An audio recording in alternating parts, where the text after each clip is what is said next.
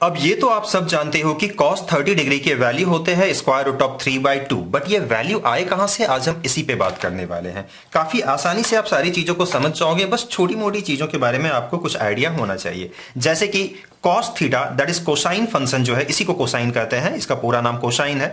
तो इस cos theta को या फिर कोसाइन फंक्शन को कैसे डिफाइन किया गया है, एक्चुअली मैं इसी की बात कर रहा हूं। आप सबको ये डेफिनेटली मालूम होगा कि cos theta is equal to b/h, कुछ ऐसे डिफाइन किया गया है।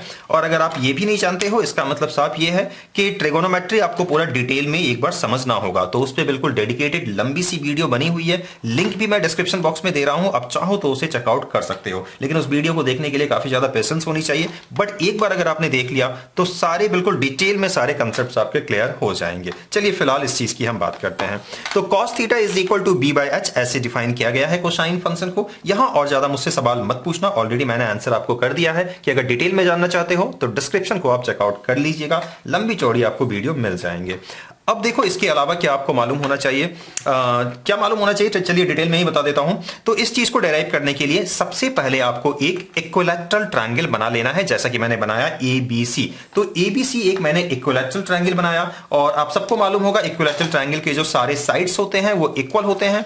तो चलिए कुछ कंसीडर कर लेते हैं इस साइड को, जैसे कि मैंने A कंसीडर किया, तो डेफिनेटली ये भी A ही होंगे, और ये जो लेंथ है ये कंप्लीट BC, इसकी भी लेंथ A ही होगी। तो ये जो है ना BD, ये पूरा क्या हाफ हो जाएगा, इसका मतलब ये हो जाएगा A/2। ये कैसे हाफ होगा ये भी मैं आपको बता दूंगा, घबराने की जरूरत नहीं है। अब देखो इसके बाद मैंने क्या किया, सबसे पहले तो मैंने A से परपेंडिकुलर डाला AD, जो कि मैंने ड्रॉप डाउन किया है BC पे। तो इस तरीके से आप देख सकते हो यहां दो ट्रायंगल्स बन गए होंगे, और ये दोनों ही ट्रायंगल्स आपस में कॉन्ग्रुएंट होंगे। इस चीज को भी काफी आसानी से साबित किया जा सकता है, जैसे कि देखो इन दोनों ट्रायंगल्स में ये दोनों एंगल्स कितने हो गए, 90 हो गए। ये दोनों साइड ऑब्वियसली इक्वल हो जाएंगे, और ये जो साइड है ये कॉमन हो जाएगा। इस तरीके से आपको याद आ रहा होगा, क्लास 9th में आपने पढ़ा होगा कि RHS कंडीशन के अकॉर्डिंगली ये दोनों ट्रायंगल्स आपस में कॉन्ग्रुएंट होते हैं, राइट। तो उसी बिहाफ पे हम लिख सकते हैं कि ये दोनों इक्वल हो जाएगा CP/CT से, और अल्टीमेटली मैंने लिखा A/2 और इसे भी मैंने लिखा A/2, राइट। अब बस आपको आना है इस वाले ट्रायंगल में जिसका नाम है ABD। देखो यहां 90 डिग्री है ना, चलिए मैं यहां शो भी कर देता हूं कि ABD जो है ये एक 90 डिग्री है। अब क्या ये 90 डिग्री है, तो पाइथागोरस थ्योरम यूज करके क्या आप AD की लेंथ को फाइंड कर सकते हो? बिल्कुल आप फाइंड कर सकते हो। चलिए मैं फाइंड करके आपको शो भी कर देता हूं। यहां देखो AD is equal to, you all know, square root of क्या हो जाएगा, A² माइनस A/2 का होल स्क्वायर। देखो ना, this square minus this square, ये तो होता है ना, तो A² बाय ये 4 हो जाएगा, राइट। अब थोड़ा सा एलसीएम ले लीजिए, तो ये आपको दे देगा 4A² minus A² divided by 4, और बस 2-3 स्टेप्स आपको और कर लेने हैं, ये हो जाएगा 3A² बाय 4। और जब स्क्वायर रूट से जो कुछ भी बाहर आ सकता है उसको जब ले आओगे तो A² के बदले A और 4 के बदले 2, इस तरीके से ये हो जाएगा √3। A बाहर आ जाएगा और 2 भी बाहर आ जाएगा। तो अल्टीमेटली आपने फाइंड किया लेंथ ऑफ AD जो आया √3/2, sorry yes right, √3/2 A², right ना।